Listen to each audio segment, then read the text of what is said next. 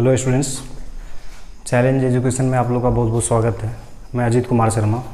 आज से हम लोग क्लास 12 का मैथ स्टार्ट करने जा रहे हैं, ठीक है, जिसमें हम डॉक्टर के.सी. सिन्हा बुक का कंप्लीट सॉल्यूशन करवाएंगे विथ कंसेप्ट, ठीक है।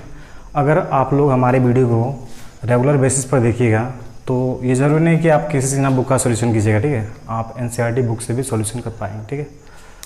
तो पहले हम पढ़ते हैं सिलेबस के बारे में, ठीक है।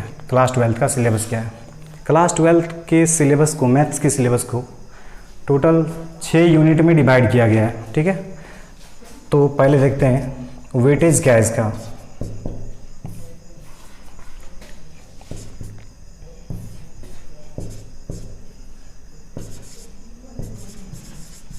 वेटेज ऑफ क्वेश्चन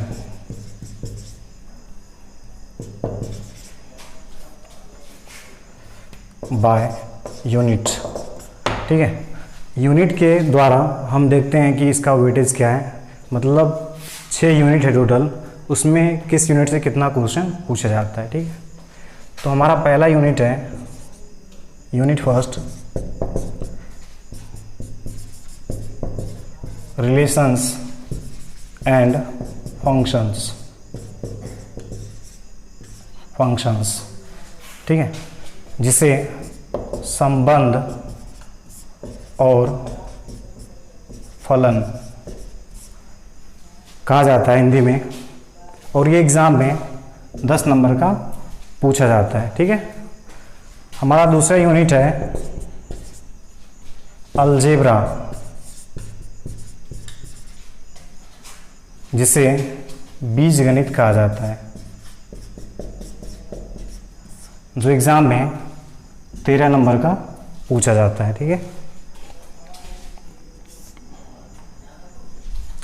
हमारा तीसरा यूनिट है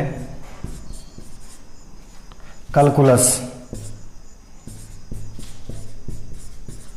जो एग्ज़ाम में, जिसे हिंदी में कलन शास्त्र भी कहते हैं, कलन शास्त्र,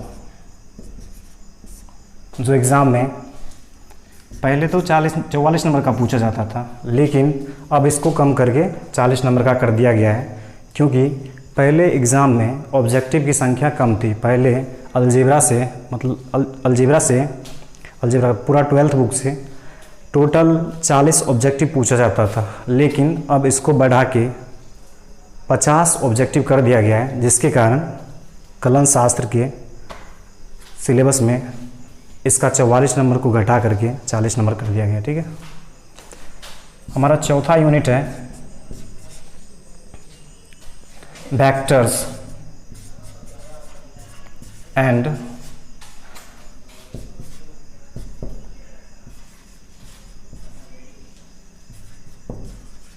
डायमेंशनल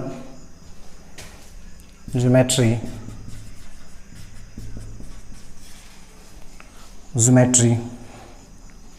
जिसे सदिश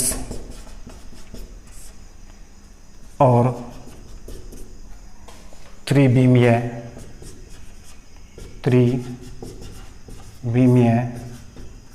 ज्यामिति कहा जाता है, और ये एग्ज़ाम में 18 नंबर का पूछा जाता है, ठीक है।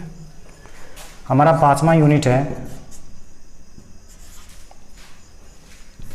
LPP, जिसे लीनियर प्रोग्रामिंग प्रॉब्लम के नाम से जानते हैं, जिसे हिंदी में हम रैखिक प्रोग्रामिंग समस्या भी कहते हैं। इससे एग्ज़ाम में 9 नंबर्स के क्वेश्चंस आते हैं, ठीक है। और हमारा लास्ट यूनिट है यूनिट 6, प्रोबेबिलिटी,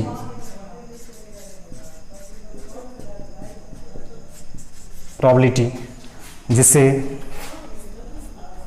प्रायिकता कहा जाता है। इससे एग्ज़ाम में टोटल 10 नंबर का क्वेश्चन आता है, ठीक है। तो ये रहा आपका 100 नंबर का सिलेबस, ठीक है। इसी के अनुसार हम पढ़ेंगे। तो पहले हम स्टार्ट करेंगे अलजेब्रा से, ठीक है, क्योंकि अगर अलजेब्रा के बारे में पता रहेगा तभी हम कैलकुलेशन पढ़ पाएंगे, ठीक है, कैलकुलस पढ़ पाएंगे। इसलिए पहले अलजेब्रा से हम स्टार्ट कर रहे हैं, ठीक है। देखते हैं अलजेब्रा को।